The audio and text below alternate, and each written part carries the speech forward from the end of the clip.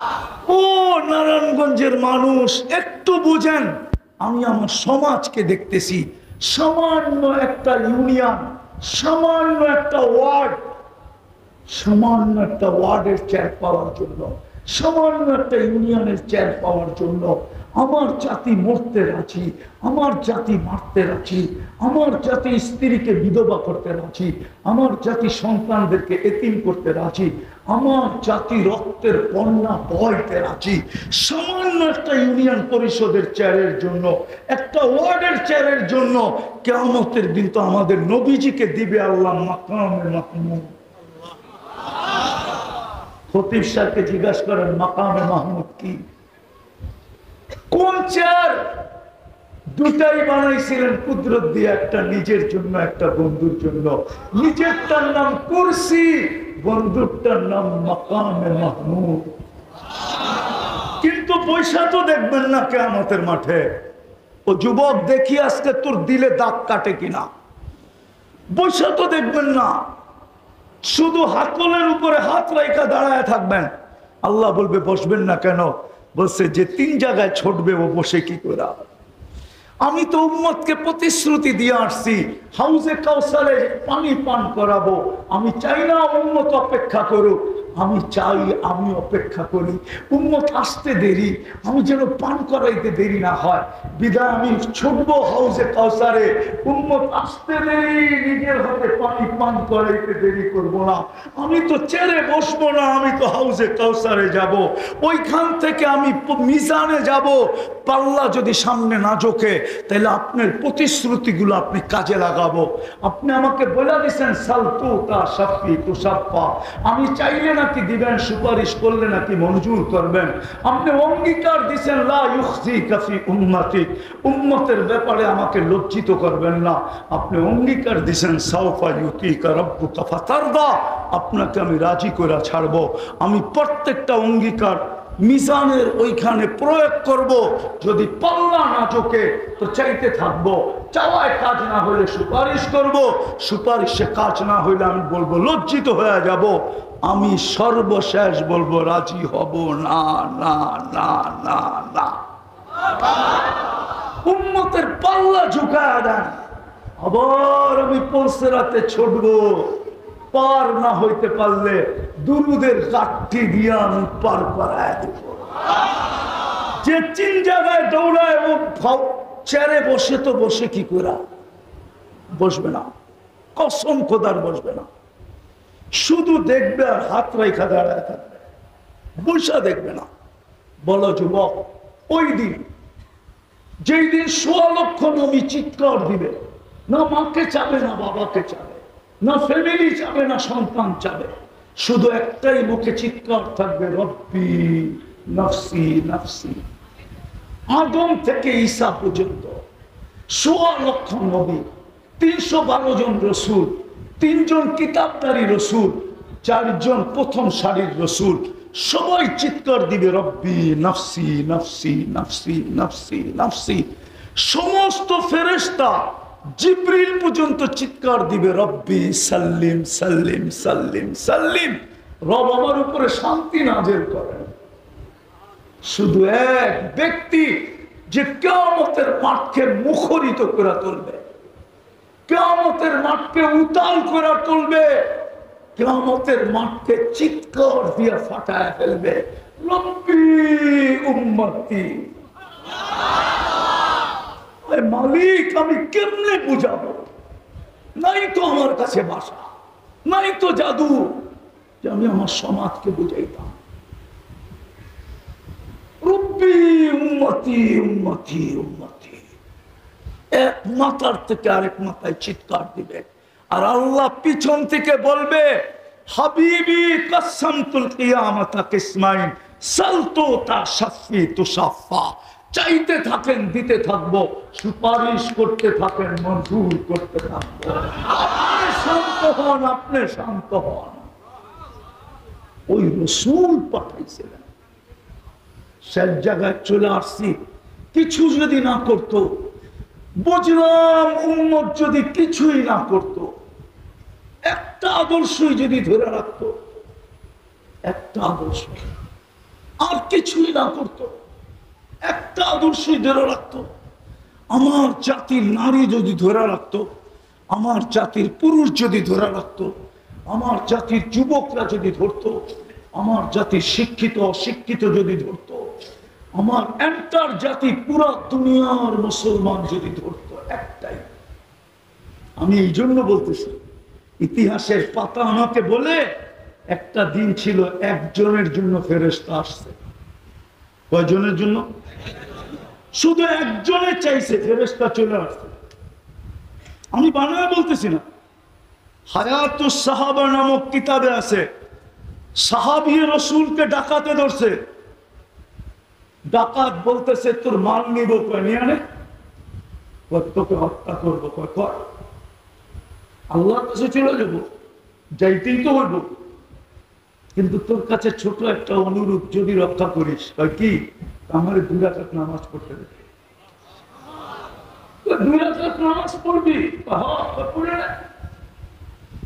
শেষ সেজদায় যে একটা চিৎকার দিছে, একটা দোয়া পড়ছে, ইয়া ওয়াদুদ ইয়া দাল আরশিল মাজিদ ইয়া ফাআলান লিমা ইউরিদ আসআলুকা বিইজ্জাতিকাল্লাতী লা তুরাম ওয়া বিমুলকিকাল্লাযী লা ইউদাম ওয়া বিনূরিকাল্লাযী মালা আরকানা আরশিক ইয়া মুগীস আগিসনি বলে একটা চিৎকার দিছে। চতুর্থ আকাশ থেকে ফেরেশতা নির্বাচিত হয়ে গেছে। দ্বিতীয়বার চিৎকার দিছে, 4 আকাশ অতিক্রম করে ফেলছে। তৃতীয়বার চিৎকার দিছে, মাথার কাছে আয়া ডাকাতকে জাহান্নামে পাঠায় দিছে। এখন অপেক্ষা করতেছে মাথার কাছে দাঁড়ায়, নামাজ কখন শেষ করবে। নামাজি নামাজ বয়ে বয়ে শেষ করা, ডান দিকে তাকাইতে দেখি দেরি, দেখে সুদর্শন যুবক দাঁড়ানো, চেহারার থেকে যেন চাঁদের চেয়ে বেশি আলো ছিটকায়া করতেছে, ঠোঁটে মুস্কি মুস্কি হাসি, হাতে উলঙ্গ তলোয়ার। জিজ্ঞাসা করছে, তুমি কে? কয় ওয়া রে ওয়া। ওয়া রে ওয়া বোঝেন? আশ্চর্যান্বিত হয়ে বলতেছে, আশ্চর্যের বিষয়, ওয়া রে ওয়া, ডাইকা আল্লাহ তুমি, আর তুমি জিগাও আমি কে? তোমার ডাকেই তো আসলাম, তুমি তো ডাইকা আল্লাহ। কখন ডাইকা আনলাম? কেন ইয়া মুগীস বলে চিৎকার দাও নাই সেজদায়? বলে দিছি তো বটে। প্রথম চিৎকারে আমি চতুর্থ আকাশ থেকে নির্বাচিত হয়েছি, দ্বিতীয় ডাকে আমি 4 আকাশ অতিক্রম করে ফেলছি, তৃতীয় ডাকে এসে তো দুশ্মনকে জাহান্নামে পাঠায় দিছি। ও নারায়ণগঞ্জের যুবক, একজনের জন্য ফেরেশতা আসতো, আজকে 30 লক্ষ ফিলিস্তিনির জন্য কেন আসে না? 250 কোটি মুসলমান কাঁদতেছে ফিলিস্তিনের জন্য, কেন আসে না? এরকম আলেম ওলামা খতিবরা চোখের পানি ঝরাইতেছে, কেন আসে না? প্রত্যেকটা মাদ্রাসায় খতম হইতেছে, দোয়া হইতেছে, কেন ফেরেশতা আসে না? আসবে তো আসবে কোত্থেকে? নবীর একটা আদর্শ যদি ধরে রাখতো এই উম্মাহ, যুবক যদি আজকের থেকে চুল কাটা ছেড়ে দিত, নবীর আদর্শে চুল কাটতো, নবীর পোশাকে নিজেকে সজ্জিত করত, নবীর রঙে রঙিন হতো, মা বোনরা যদি নবীর রঙে রঙিন হতো, যুবক পুরুষরা যদি নবীর আদর্শে আদর্শবান হইতো, হাজার গুলা বাদ দিলাম যে চোখের পানি কিয়ামতের দিন কাঁদবে। দেখি আরেকটু আপনাদের তিলে আঘাত দেওয়া যায় কিনা। আমি দেখি না, আবুল সামারকান্দি রহমতুল্লাহ আলাইহি লেখছেন, আমাদের নবীজি কবর থেকে উঠবে, ওয়াহুয়া ইয়াবকি ওয়া ইয়াকুল, চোখে পানি থাকবে, মুখে চিৎকার থাকবে, জিবরিল আইনা উম্মতি। কিয়ামতের মাঠ তো খালি, ডাইনে দেখি খালি, বামে দেখি খালি, সামনে দেখি খালি, পিছে দেখি খালি, আমার উম্মত কোথায়? আমাকে উঠাইয়া উম্মত পেরেশান হয়ে যাবেন আর কাঁদতে শুরু করবেন। জিবরিল সান্ত্বনা দিবে, শান্ত হন, আপনি ব্যতীত জমিনের উপরে কেউ উঠে নাই, উম্মত এখনো উঠে নাই, আপনি শান্ত হন। হায় হায় হায়, যে কবর থেকে উঠবে কানতে কানতে। ও যুবক, তোমার জন্য, আমার জন্য। আজকে তুমি চুলের স্টাইল বিজাতি, মোহাম্মদুর রাসূলুল্লাহর স্টাইল ভুলে গেছো, পোশাক ভুলে গেছো, চাল ভুলে গেছো, চলন ভুলে গেছো। 23 বছর তোমার জন্য চোখের পানি, আমার জন্য চোখে পানি, পুরুষের জন্য চোখে পানি, নারীর জন্য চোখে পানি। আল্লাহ রাসূল তো চাইতেছিলেন নারীদেরকে যেন 8 জান্নাতের দরজা ডাকে। নারী তো বলে আমার জান্নাতি দরকার নাই, 8 দরজা দিয়ে কি করবে? নাইলে নারীদের চাল চলন এরকম হইতো কেন? আমার সমাজে বেপরদা হইতো কেন? যা একটা আদর্শ যদি ধরে রাখতাম, যেটা আরশ থেকে নিয়ে আসছিলেন, নামাজ 50 ওয়াক্ত নিয়ে আসছিলেন, বন্ধুর চেহারার দিকে চায়া আল্লাহ আমাদের পরিশ্রম কমাইতে কমাইতে 5 আইনা দিছেন। কত কত পরিশ্রম কমায়া দিছেন, শুধু পরিশ্রম কমায়া দিছেন, কিন্তু বিনিময় কমান নাই। 5 পড়বে 50-এর সওয়াব পাবে। বিনিময় কমান, বিনিময় পরিশ্রম কমায়া দিছেন, পড়বে 5, সওয়াব। এটা একা পড়লে, একা জামাতে পড়লে আরো কত গুণ বেশি? 27 গুণ বেশি। কত কত কত? 27 দিয়ে 50-রে 27 দিয়ে গুণ দেন না, দেখেন না কত হয়। এক ওয়াক্তেরটা আমি বলে দিতেছি, এক ওয়াক্তে হবে 270। কত? 270 ওয়াক্তে এক ওয়াক্ত জামাতের সাথে পড়বে। কিন্তু মুসা আলাইহিস সালাম মধ্যখানে আঙ্গুল দিয়া দিছিল যে আরো কমায় নিয়ে আসেন, 5 ওয়াক্ত পড়বে না আপনার উম্মত, 5 ওয়াক্ত পড়বে না। আমি 2 ওয়াক্ত পড়াইতে পারি নাই, যান কমায় নিয়ে আসেন। আল্লাহ রসুল বলতেছিল 9 বার গেছি, 9 বারে 5 করে 45 কমায়া দিছে। এখন লজ্জা লাগে, আমার তাখাইয়ুল বলে, ধারণা বলে আল্লাহ কানে কানে বলে দিছেন, বন্ধু 5 নিয়ে যান, আমি টাইকা টাইকা পড়ায়। এই জন্য 5 বেলা কে ডাকে? কে ডাকে? কে ডাকে? আওয়াজ মুয়াজ্জিনের ডাক্তার, কিন্তু 90% মুসলমান মসজিদে আসে না, 90% নামাজ পড়ে না। কালকে চেহারাটা কি করে দেখাবো? হাউজে কাউসারে যে কি করে দাঁড়াবো? যদি ওই হাদিস সত্য হয়, ফেরেশতারা যদি বলে দেয় যে আপনি জানেন না আপনার পরে এরা কি করছিল, হ্যাঁ,